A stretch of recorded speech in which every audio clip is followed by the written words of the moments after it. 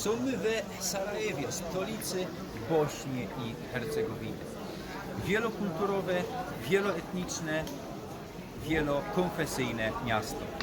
Kaj żyli i żyją, mam nadzieję, co żyć będą ze sobą Chorwaty, Bośniaki, Serby, no i też muzułmany, bo są my przed meczetem, katoliki, prawosławni, Żydy.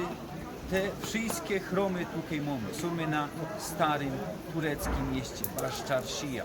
No i tutaj penetrujemy, wgłębiamy się w to. To jest miasto, kaj wschód trafia się ze zachodem. Chyba jedyną taką europejską stolicą.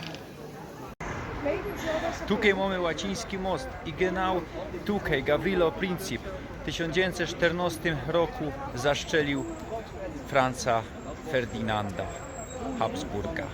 I z kuli tego napoczęła się pierwsza światowa wojna.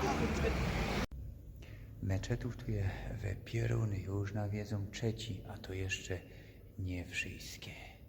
Ciewapi u Żelio.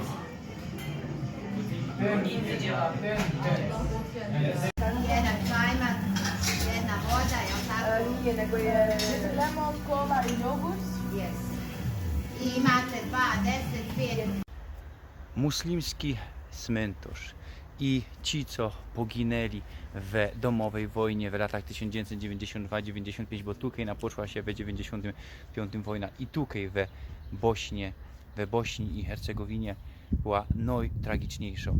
Multietniczność, multikonfesyjność to spowodowała, wiemy, tragedię we Srebrenicy, no ale tutaj też srogo tragedię we Bośni. Serby strzelały ze dachów do pomieszkańców Sarajewa.